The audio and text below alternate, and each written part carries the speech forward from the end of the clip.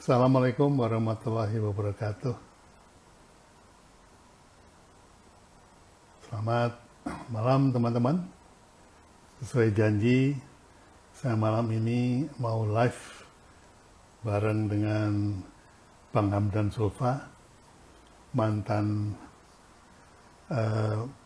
Hakim Ketua MK yang sekarang memimpin organisasi Syarikat Islam, dan beliau melakukan rebranding. Nah, itu kita mesti mendengar dari beliau sendiri bagaimana beliau bisa melakukan rebranding pada organisasi yang sudah cukup tua. Karena organisasi ini lahir pada tahun 1903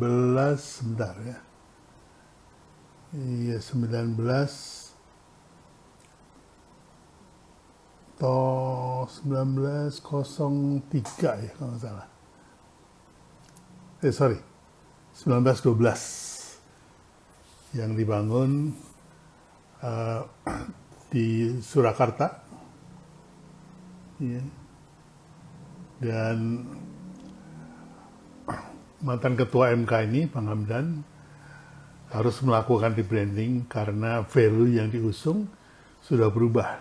Kalau tadinya pada awalnya memang value-nya adalah dagang, jadi Syarikat Dagang Islam, yang kemudian ketika mereka masuk ke politik, dagangnya dihapus jadi Serikat Islam saja.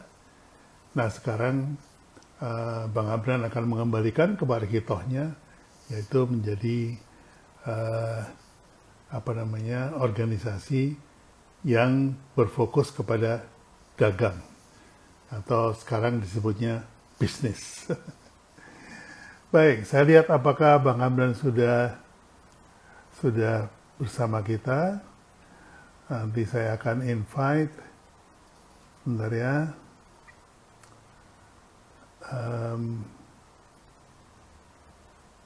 Oke, nampaknya belum muncul. Mudah-mudahan nggak lupa, karena saya tadi nggak mengingatkan beliau. Ya, nanti sambil menunggu Bang Hamdan, akan saya jelaskan mengapa disebut rebranding. Oke, nampaknya belum hadir beliaunya.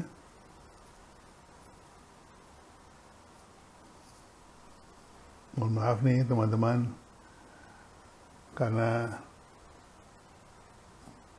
faktor U, jadi kalau melihat tulisan kecil-kecil itu agak kurang jelas. Baik, saya coba akan WA beliau. Mudah-mudahan beliau sudah siap. Sudah pantau katanya beliau. Oke, saya akan info untuk masuk bersama-sama kita. Dan Assalamualaikum. Waalaikumsalam. Saya baru dapat invite ini, jadi baru masuk. Iya. Oh, tadi udah masuk ya, Bang Hamdan? Udah masuk dari tadi. Oh, nggak kelihatan mata saya. Iya. Iya. Ini teman-teman rupanya banyak yang sangat berminat untuk mengetahui rencana Bang Hamdan melakukan rebranding Syarikat Islam. Rupanya organisasi tua ini banyak membekas di hati para milenial juga nih Bang Hamdan. Iya. Ya, tapi sebelum kita mulai, dipersilakan untuk menyapa teman-teman, dan mungkin bagi yang belum kenal, dipersilakan memperkenalkan diri Bang Hamdan biar ngobrolnya enak. Silakan. Baik, Assalamualaikum warahmatullahi wabarakatuh. Waalaikumsalam. Selamat malam teman-teman IG semuanya. Senang saya pada malam hari ini kembali bersama Pak Abi live di IG yang Pak Abi kasih judul nih, rebranding syarikat Islam. Ya. Saya sekarang Ketua Lasna Tarfikiyah Syarikat Islam. Ya, saya sebelumnya di politik, kemudian di Mahkamah Konstitusi, dan sekarang lebih banyak aktif di urusan sosial dan membangun kembali syarikat Islam.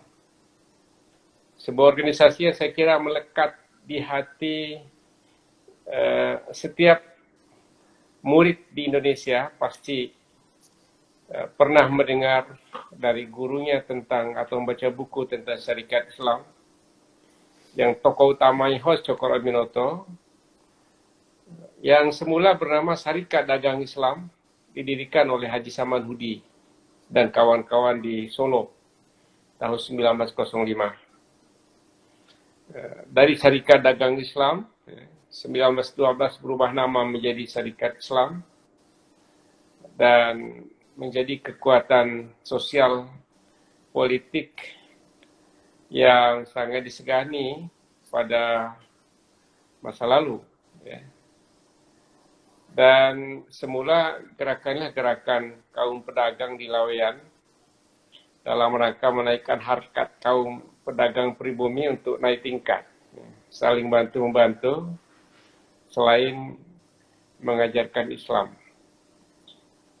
Setelah saya memimpin SI, sekarang saya ingin mengembalikan SI dalam semangat awalnya, kitanya sebagai organisasi yang menghidupkan jiwa dagang dan jiwa wirausaha, membangun jaringan usaha para pedagang muslim di seluruh Indonesia, dan sekarang sudah mulai ada tanda-tanda naik, ya. Sekarang tanda-tanda mulai kelihatan maju gitu. Ya, karena cukup lama saya ke Islam itu dalam politik. Setelah tahun 2015 saya menjadi ketua umum, saya bilang kita tarik diri dari politik dan kita bergerak dalam bidang dakwah ekonomi. Dakwah ekonomi yaitu ekonomi sebagai sarana dakwah dan dakwah melalui sarana ekonomi. Itu Pak Bi, secara ringkas. Ya. Mantap sekali. Iya, ini kita mengenal bahwa umat Islam di Indonesia adalah umat yang paling besar dan tentunya diperlukan siar-siar atau dakwah-dakwah yang sifatnya membuka mata bahwa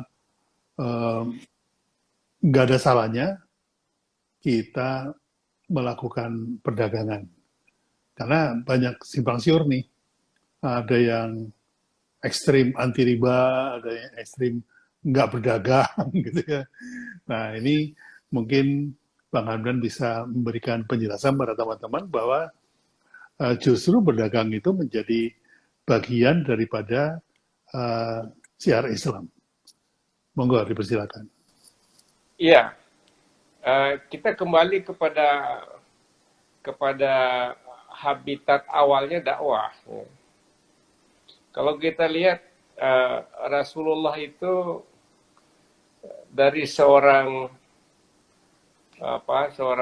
yang bekerja magang sama pamannya, pedagang, setelah matang dalam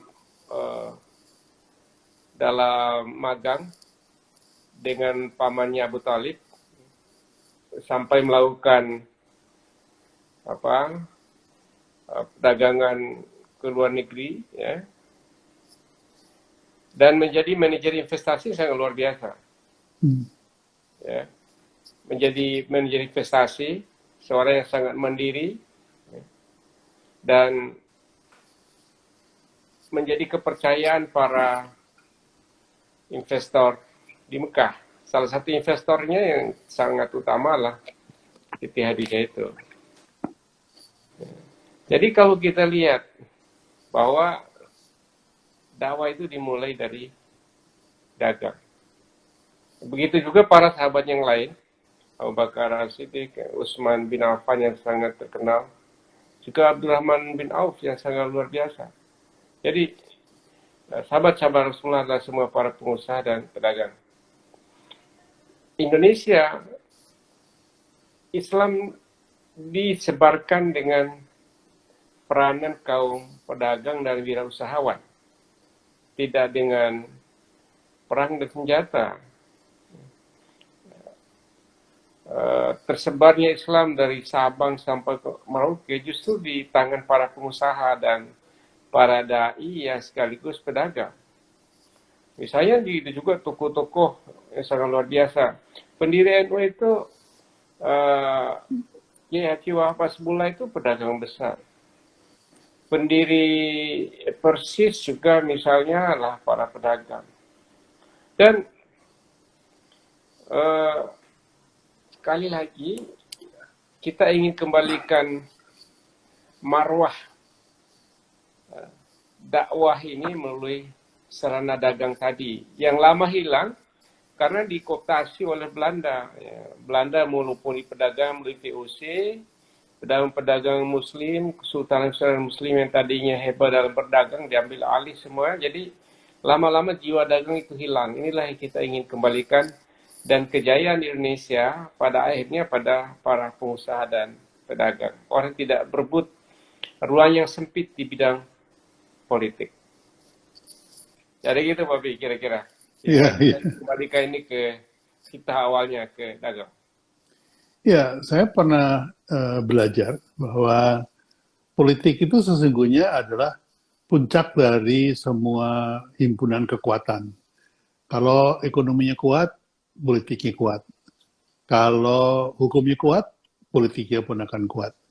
Nah, ini saya ingin tahu kenapa dulu dari Syarikat Dagang, terus kemudian menjadi yang tadinya fokusnya kepada perdagangan, kemudian beralih jalur ke politik.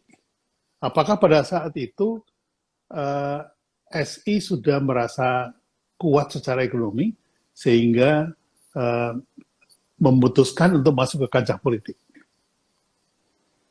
Iya betul sekali Pak Bis. Pertama itu memang strata ekonomi kaum Bumi Putra itu berada di strata paling bawah ya.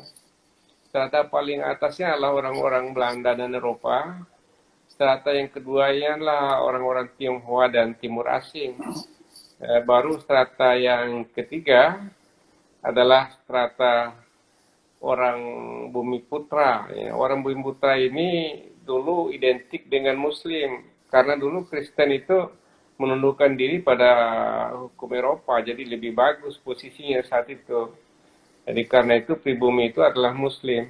Dan itulah yang paling tersiksa, baik dalam strata sosial maupun strata ekonomi. Sehingga itulah yang membuat mereka menghimpun diri untuk membangun satu kekuatan ekonomi. Nah rupanya mendapat respons yang sangat luar biasa ya, oleh para pedagang, tidak saja oleh para pedagang yang tadi semula organisasi para pedagang, tapi meluas kepada para tokoh, ulama, guru, ya, kemudian juga petani, nelayan bergabung. Jadi ini menjadi sebuah kekuatan politik yang dahsyat. Oleh karena itu dia melebarkan sayap yang tadinya gerakan dakwah ekonomi kepada dakwah sosial, ekonomi dan politik. Jadi tambah politiknya. Walaupun saat itu Cokro tidak pernah mengakui itu sebuah organisasi politik karena pasti dibungkam dari awal. Tapi adalah organisasi sosial ekonomi. Gerakan sosial ekonomi. Itulah sebabnya beralih ke sana karena masanya begitu sangat besar. Tahun 1919 itu masanya sampai 2,5 juta seluruh Indonesia, seluruh wilayah Nusantara. Jadi begitulah apa metamorfosanya dari gerakan para pedagang ke gerakan sosial, politik dan ekonomi. Ya, gitu Pak Bi. Iya, iya. Iya, saya dengar juga Bung Karno juga lahir di SI ya, Bang Hamdan ya. Ya, justru Bung Karno itu tinggal di rumah ketua SI, ya, apa kos di rumahnya Cokro, saat itu ketua SI Surabaya dan menjadi ketua sentral Serikat Islam, rumahnya Cokro Minoto. Dan sejak masuk istilah sekarang masuk ke SMP sampai SMA begitu di situ, baru habis itu kuliah di Bandung. Dan bukan saja Cokro, ya Kartosuwiryo juga sekamar dengan Soekarno, dan juga Semaun juga dari situ, Alimin juga sering di situ. Jadi inilah cikal bakal lahirnya tokoh-tokoh pergerakan. Bahkan Soekarno ke Bandung sekolah di ITB diantar oleh Cokro dan tinggal di rumah ketua SI Bandung. Jadi jadi memang awal mulanya dikader di SI dan diantar oleh Cokro menjadi tokoh bangsa yang tengah begitu. Ini Cokro ini luar biasa, melahirkan tokoh kanan, tokoh tengah, dan tokoh kiri. Iya, saya dengar SI yang tadinya solid, kokoh, tiba-tiba pecah menjadi dua bagian, SI yang merah sama SI putih ya Bang ya? Iya betul. Ya, saat di Surabaya itu eh, jalan Paneleh itu tempat tinggalnya Cokro itu sering berkunjung para tokoh dan aktivis. Salah satunya termasuk aktivis eh, sosialis dari Belanda, namanya terkenal itu Sneflit. Nah, Sneflit suka diskusi di situ, mengajak berpikir tentang kebangkitan sosialis di Eropa, ya. Apalagi dengan revolusi Bolshevik 1917 yang menentang imperialis. Nah, ini masuk di hatinya beberapa anak muda dan masuk di hatinya Semaun, sehingga Semaun sangat terpengaruh oleh bisikannya Sneflit dan tertarik dengan sosialis. Dan akhirnya dia menjadi sekjennya Partai Sosialis Indonesia, dan oleh SI saat itu karena pengaruh komunis yang begitu kuat, maka SI melakukan pembersihan di bawah Cokro dan Agus Salim, ya, dan juga Abdul Muiz melakukan pembersihan ke dalam bahwa seluruh anggota Partai Sosialis yang kemudian Partai Komunis harus milih, ya, keluar dari SI, ya, atau memilih jadi Partai Komunis.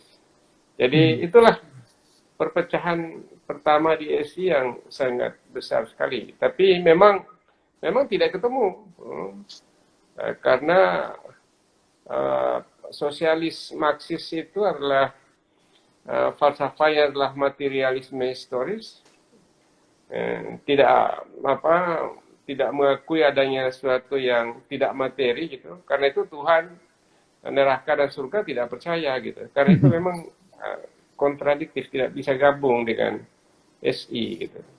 Ya. Oh, jadi pertama kali pecahnya di sana ya Bang ya. Jadi karena ada Iya betul. faktor paham sosialis mulai masuk, maka akhirnya terpecah lah gitu. Nah, Betul. Itu Kongres Surabaya 1920 kalau tidak salah. Dia harus keluar dari SI. ya dari perjalanan atau sejarah SI sendiri, itu tonggak-tonggak sejarah yang patut kita ingat apa aja, Pak? Saya kira tonggak yang paling luar biasa ketika SI itu pertama diberikan status badan hukum 1912. 1906 itu Belanda tidak berani memberikan status badan hukum. 1912 baru diberikan status badan hukum. Kemudian diberikannya kemungkinan, tapi badan hukumnya itu tidak boleh bersifat nasional, harus SI lokal gitu loh. Karena itu ada SI Surabaya, SI Solo, SI Jogja, dan berbagai daerah di Indonesia di luar Jawa harus bersifat lokal, tidak boleh menasional. Akan tapi pada 1916 oleh Gubernur Jenderal Edinburgh saat itu memberikan SI itu untuk bersifat nasional, karena itu didirikan namanya Sentral Syarikat Islam. Nah, Sentral Syarikat Islam ini kongres yang pertama di Bandung 1916, situlah pertama sekali dikenal istilah nasional. Belum pernah sebelumnya ada istilah nasional. Kata nasional itu Bang ya? Iya, belum pernah, betul. Karena itu SI menamakan kongres itu Natiko pertama, Nasional Kongres yang pertama, Kongres Nasional. Seperti pidatonya Cokro saya itu bilang begini, dia bilang kita akan menjadi sebuah nasi, sebuah bangsa. Kita memberikan nama Nasional Kongres ini dengan cita-cita akan menjadi sebuah bangsa. Ini baru cita-cita 1916 itu. Tetapi pada 1919 itu ada juga suatu pidato yang luar biasa, minta merdeka, yaitu meminta kepada Belanda untuk memberikan kepada Hindia Belanda untuk self-destur, untuk berpemerintahan sendiri. Tuntut merdeka saat itu 1916 sekaligus. Dan kata Cokro saat itu, ya kalau tidak self-destur, paling tidak diikutkan dalam Dewan Rakyat yang menentukan kebijakan-kebijakan sendiri yang berlaku di wilayah Nusantara. Nah, tuntutan itulah yang melahirkan Volkskraat 1918. 1916 itu tuntutan itu dibicarakan serius di Belanda dan akhirnya dibentuk Volkskraat 1918. Jadi asal usulnya dari tuntutan Kongres Nasional yang pertama, ya betul. Iya. Karena tingkat nasional itu mengarah kepada nation. Makanya ya, kenapa dulu dilarang kan? Ya, ini dilarang itu karena itu takut kalau menjadi nasional itu. Iya, kalau jadi nasional ini jadi nation ini nanti minta merdeka lagi. Ternyata betul ya bahwa pergerakan kemerdekaan itu diawali di Kongres Nasional SI yang pertama itu, Bang. Iya betul, 1916 betul. Itu mulai nasional di situ sebenarnya. Jadi, sebelumnya belum pernah dikenal istilah nasional, istilah sebagai suatu bangsa belum pernah ada. Ya karena begitu ada nasional, ada nation, ada isme masalah itu. Iya. Ya, nah ternyata terbukti bahwa akhirnya muncullah itu sehingga Bung Karno kemudian membuat Partai Nasional Indonesia itu kan. Iya betul. Lahirlah Partai Nasional itu, Partai Nasional Indonesia. Bahkan Soekarno dulu lambang SI itu, lambang Serikat Islam itu, ya, salah satu lambangnya adalah kepala banteng. Ada kepala banteng, ada berapa itu, ada bintang, ya. Ada berapa lambang begitu. Dan Soekarno minta izin untuk menggunakan kepala banteng itu sebagai lambang TNI. Jadi kepada Cokro. Diambil dari dari Syarikat Islam sebetulnya. Iya betul, dari salah satu lambang Syarikat Islam. Iya, jadi emang cikal bakal dari politik Indonesia sebetulnya SI ya Bang. Iya betul. Jadi kalau boleh saya katakan apakah yang beraliran tengah, kanan, kiri, jadi sumbernya dari rahimnya Syarikat Islam gitu. Itu pergerakan nasional lahir dari situ. Ya, walaupun yang kiri tentu di tengah jalan harus berhenti, ya, tentu tidak cocok dengan falsafah bangsa Indonesia. Yang kanan juga demikian, ya. Yang kanan juga demikian. Sekarang yang saya istilahkan yang eksis itu yang tengah. Tengahnya ada dua sekarang ini, tengah agak ke kiri, tengah agak ke kanan begitu.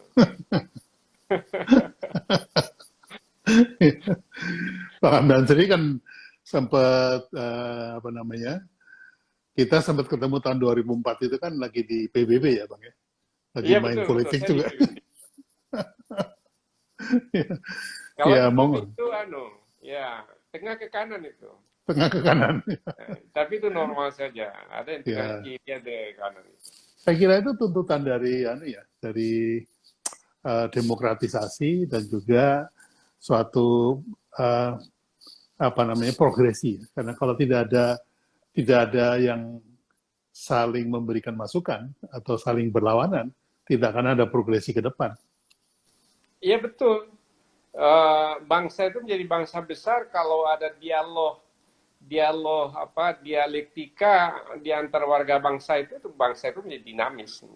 Tidak Ya, tidak tidak bisa satu juga, satu warna nggak bisa juga. Seperti juga di ya, banyak negara ada progresif, ada konservatif, ada partai misalnya di Amerika ada Demokrat, ada partai Kongres gitu. Di Inggris juga gitu. Jadi apa? Harus hmm, ada apa dialektika yang hidup gitu. Yang penting masih dalam wadah satu negara, itu bangsa. betul. Nah, saya melihat banyak sifat dari bangsa kita yang masih menggunakan gaya paduan suara, Bang. Jadi ketika ada suara yang sumbang, nggak cocok sama partitur yang disiapkan, kamu keluar, kayak gitu. Kan paduan suara gitu ya, Bang ya. Begitu ada yang Ya. fals saja suruh keluar. Kamu nggak boleh lain, suaranya harus sama. Nah, itu. Nah, Ya, ini yang menurut saya itu sangat tidak demokrat. Karena kalau demokratis itu kan mau suaranya beda, tapi kita ini untuk kepentingan yang sama, tujuan yang sama. Menurut Bang Amdan gimana?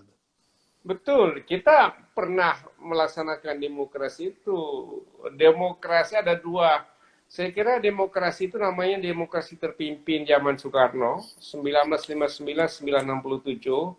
Nah itu core-nya harus sama. Core sama, suara-suara yang berbeda saya itu banyak di penjara. Nah, kemudian dilanjutkan oleh Soeharto cukup lama, ya, cukup lama. Core juga harus satu. Nah, ini tidak cocok dengan apa Alam sekarang uh, ya. ya demokrasi sehingga kita harus berkorban banyak baik pada saat kejatuhan Soekarno maupun kejatuhan Soeharto. Kejatuhan Soekarno kita berkorban banyak. Yang dibangun sedemikian rupa luar biasa, sudah hampir dikdaya kita tapi jatuh dalam sehari gitu. Hmm. Ya, ini karena tadinya seperti air bah gitu, air bah yang di apa namanya, yang ditahan gitu, kemudian daya tahan sudah nggak kuat sehingga Jebol ya. apa bol itu bahnya itulah yang terjadi sehingga jadi minus kita, Hmm. minus yang luar biasa. Ya, ya, ya. Ya Karena mungkin itu juga mungkin juga karena sejarah Indonesia itu kan dipimpin oleh pemerintahan kerajaan ya. Dan ya kerajaan ya itu kan raja nggak pernah salah gitu. Jadi begitu yang suaranya lain aja, wah dipotong leher gitu. Nah mungkin itu masih terbawa ya. Tapi saya pikir generasi sekarang sudah bisa menerima perbedaan. Hopefully ya, mudah-mudahan. Kalau mungkin seusia-usia saya, Bang Hamdan itu masih suka risih kalau ada yang beda. Tapi ya kalau anak memang muda, Bro. Jadi ya, saya pelajari dalam falsafah bangsa kita ini, memang tidak sama antara satu kerajaan dengan kerajaan yang lain di Indonesia Nusantara ini. Ada yang yang sangat demokratis begitu.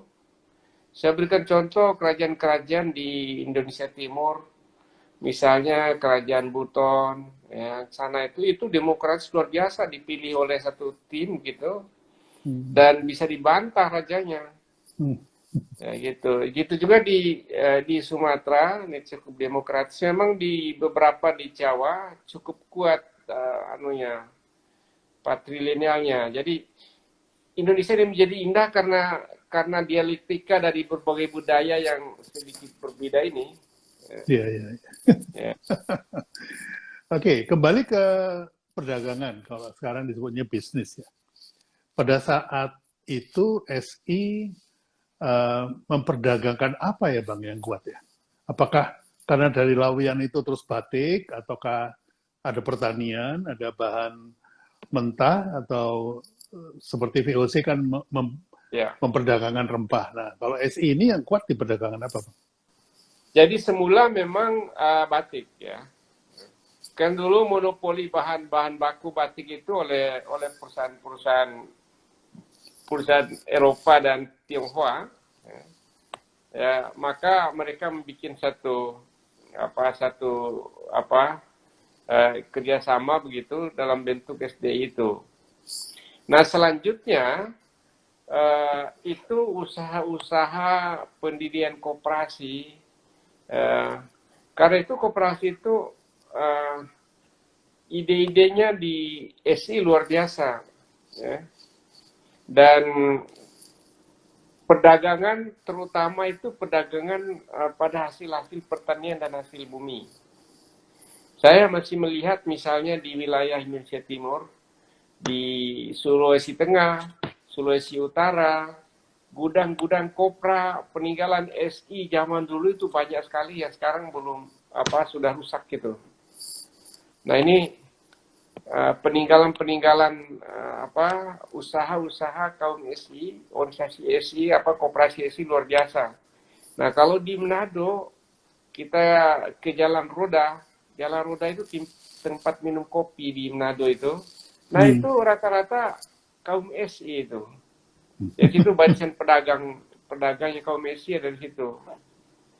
Dan warisan itu masih cukup banyak. Sambil makan pisang sama sambal roa ya, Bang ya? Iya betul itulah. Jalan Roda itu. Itu katanya DPRD kedua di situ. Iya, iya. Oke. Jadi mungkin karena pada zamannya memang kita banyak terinspirasi oleh cara perdagangan Belanda, yaitu mengambil hasil bumi yang kemudian dijual ke luar negeri, itu dalam kasusnya VOC. Tapi kalau kasusnya SI kan dijual beli di dalam negeri, tapi masih berupa natura, bahan mentah. Nah, kalau menurut saya sekarang ini sudah bukan saatnya lagi kita hanya memperdagangkan natura atau bahan baku. Oleh karena itu dulu disebutnya dagang.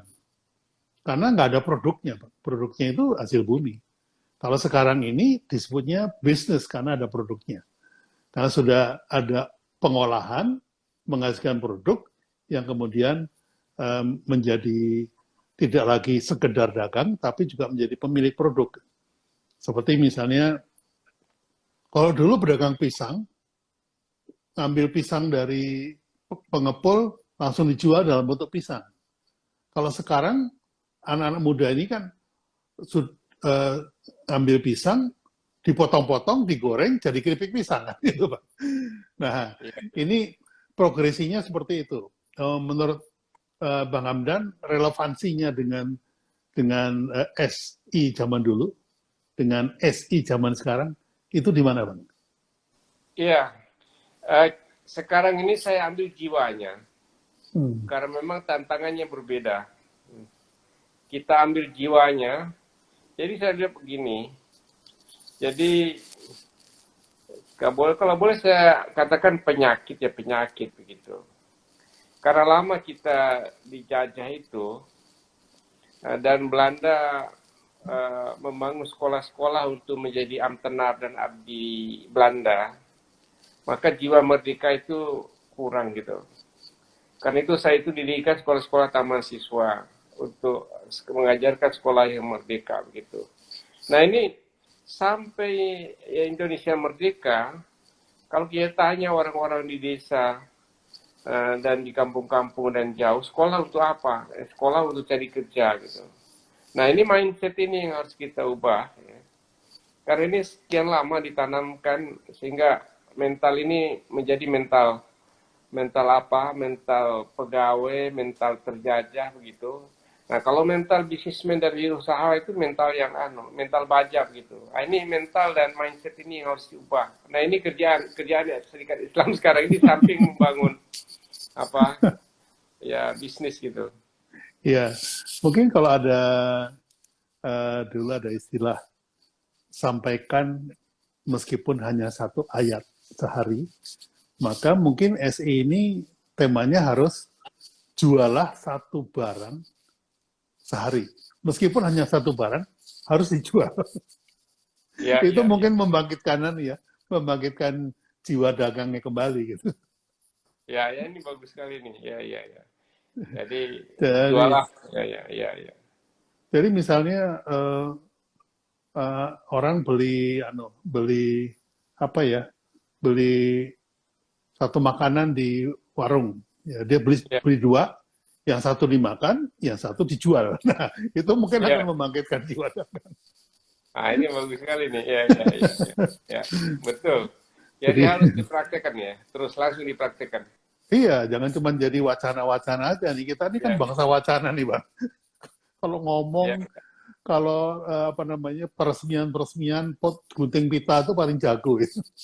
Tapi begitu actionnya kok nggak ada. Itu. ya, ya, Menurut ya. menurut Ramdan gimana tuh? Saya sangat setuju. Ya, sangat setuju. Sekarang ini memang berbagai usaha kita coba untuk membangun itu, membangun jiwa dagang itu. Ya saya rasakan tidak mudah memang, tidak mudah. Karena itu beberapa saya coba, kita mulai dengan contoh model gitu. Beberapa usaha yang kita bangun di contoh yang lain. Nah ini yang Hmm. kita coba bangun role model, karena ketika kita mengomando di bawah tidak jalan. Karena memang ya tidak mungkin tidak punya ide gitu. Karena itu nampaknya memang contoh sukses itu menjadi sangat penting uh, untuk apa? Membangun kebiasaan dagang ini ya. Bukan mereka Iya, tidak mau, tapi karena tidak ada pengalaman itu, dan selama ini mindsetnya tidak ke dagang, jadi tidak gampang gitu. Tapi anak-anak muda sekarang saya kenal banyak sekali yang tertarik lebih. Jadi mereka iya, tidak berpikir lagi untuk pegawai, mereka langsung berpikir untuk gimana memulai usaha. Ini yang luar biasa. Semangat ini dulu yang luar biasa. iya. Nah, ini yang kita bangun. Ya, sebenarnya kalau kalau istilah dagang itu di quote unquote disamakan dengan maklar ya, sebagai bangsa perantara kan. Sebetulnya kan maklar itu kan memberikan perantara dari satu pihak ke pihak yang lain. Nah, dagang itu kan seperti itu juga. Dari petani dijual ke pasar gitu misalnya. Nah, ini kan sebetulnya jiwa makelaran di Indonesia itu kan kuat sekali, Bang. Ya, Apalagi Bang ya. Hamdan menghadapi sendiri itu. Ya nggak kelihatan aja bisa dimaklarin kan. Iya, iya, iya. Nah, itu apakah bisa apa namanya, sebagai satu awalan ya membangun suatu jiwa bisnis. Karena begini, eh, nanti yang kebanyakan ini kita bisa memproduksi, bisa membuat produk, tapi nggak bisa jualin gitu. Gitu. Iya, iya. Nah, sehingga barangkali sebelum mendorong orang untuk memproduksi, dipersiapkan dulu nih orang-orang yang siap untuk menjualin, atau kalau sekarang disebutnya reseller gitu. Jadi Iya, iya.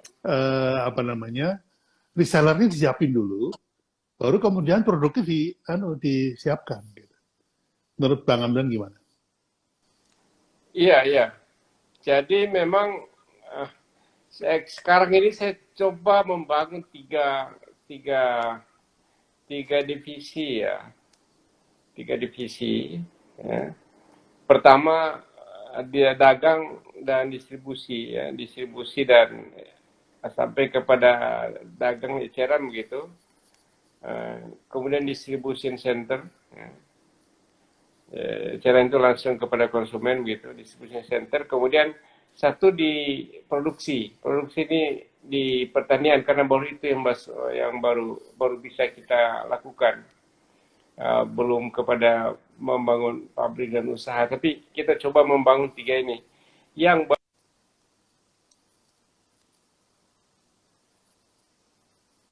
begitu ya adalah di apa namanya uh, apa namanya retail. di retail, dan distribusi baru mau dibangun karena itu juga lumayan membutuhkan modal gitu. Iya. Tapi dari retail itu sebenarnya di satu retail SI itu dia punya kewajiban membina 50 warung-warung kecil dan kios-kios kecil. Sehingga retail itu juga adalah grosir. Nah ini yang kita lagi bangun, Pak B. Jadi. Dan ada satu contoh model yang mulai menunjukkan hasil sudah setahun berjalan cukup berhasil, itu di Bekasi. Dan kita akan evaluasi tahun ini. Jadi role model itu kita buat dalam bentuk tulisan itu, dan kita langsung praktek dicoba di berbagai daerah yang lain. Itu Pak Bi. Di copy paste ya Bang ya? Di copy paste, betul, di copy paste. Ini maaf anunya, saya mulai baterai saya kok habis ya. Saya nggak lihat lagi baterai tadi. Iya, baterainya udah mulai merah. Ya. Baik, kalau kita melihat relevansi dengan sekarang, memang dengan adanya, apalagi dipercepat dengan adanya pandemi COVID ini, itu banyak teman-teman yang tadinya punya pekerjaan, harus dirumahkan, digaji 50% malah, ada yang di PHK gitu. Ini kan membuat mereka tiba-tiba kehilangan harapan. Nah, harapan ini tetap menyala ketika unsur Islam masuk ke situ, unsur agama masuk. Karena agama itu selalu memberikan harapan. Nah, sementara itu, usaha yang mereka lakukan sifatnya survival. Jadi, yang penting gue selamat gitu. Yang penting gue bisa bangkit. Nah, hal ini mau tidak mau menjadi varian yang cukup memberatkan buat usaha-usaha teman-teman ini. Karena banyak yang mau usaha tapi nggak berdaya. Nah, nggak cuma karena modal, tapi juga menurut saya kebanyakan karena pengetahuan. Jadi kalau melihat kaki lima itu sebetulnya meskipun span of control-nya itu kecil, tapi yang dilakukan tuh banyak, Bang. Dia satu orang, dia harus melakukan penjualan, dia nerima uang, dia nerima order, terus siang goreng nasi goreng, dia siapkan, terus kemudian dia harus bikin yang enak agar supaya nanti word of mouth, jadi orang ngomongin tentang nasi gorengnya dia. Nah, ini kan sebetulnya walaupun butuhnya kecil, ini kan sebuah operation management ini. Ya, dari mulai marketing, kemudian ada operasional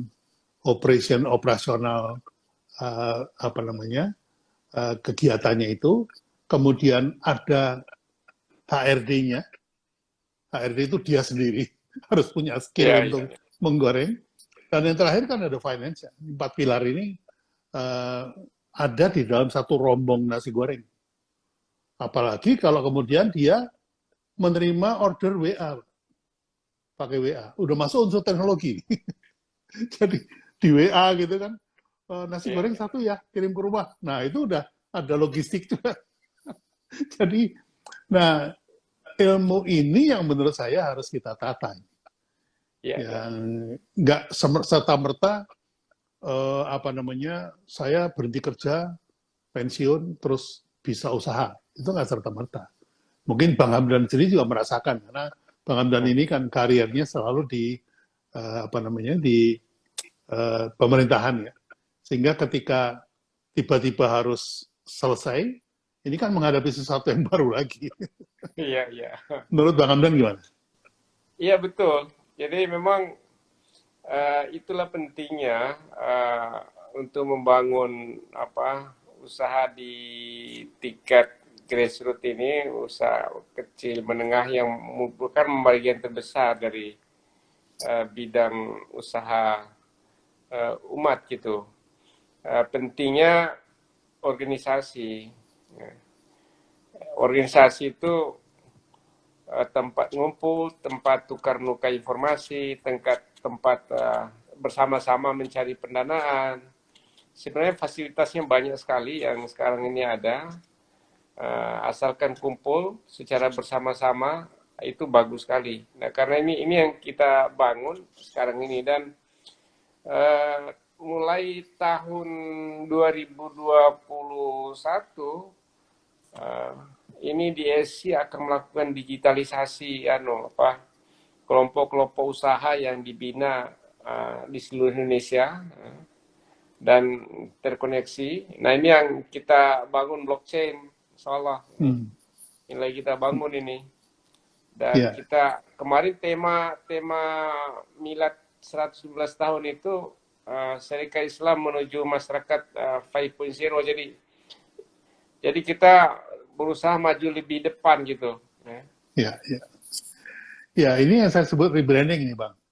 Jadi Ya. saya melihat SI itu organisasi yang paling tua, boleh dikatakan begitu di Indonesia, di mana melahirkan para founding father dari negara ini, dan kesannya itu kan tua sekali.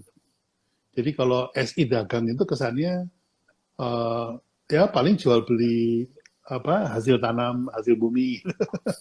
Nah, dengan adanya blockchain dan digitalisasi ini, menurut saya ini sebuah brand image yang berbeda.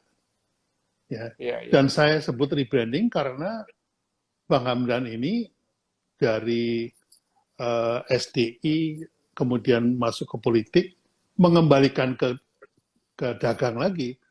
Ini kan value-nya sudah berubah, Bang. Iya, karena value-nya berubah, itu otomatis brand-nya harus berubah. Iya. Nah, ini yang yang saya kasih istilah kenapa topik malam ini adalah rebranding Syarikat Islam. Kalau berkenan nanti untuk live IG berikutnya tetap menggunakan topik itu supaya tetap mengingatkan pada kita. Iya. Teman-teman SI jangan hanya membebankan kepada Pak Ketua aja ini. Ya, jadi yang mempunyai keahlian, ya silakan berkontribusi ya, Bang ya. Iya, Pak? Saya ingat waktu saya belajar branding, Pak Bi. Ada DNA. DNA itu kata kunci untuk branding. Itu bagian tengah, aku tidak salah itu ya. Udah bagian tengah atau bagian dari 15 langkah apa itu ya? DNA itu langkah ke 5. Iya, tengah ya, langkah kelima itu.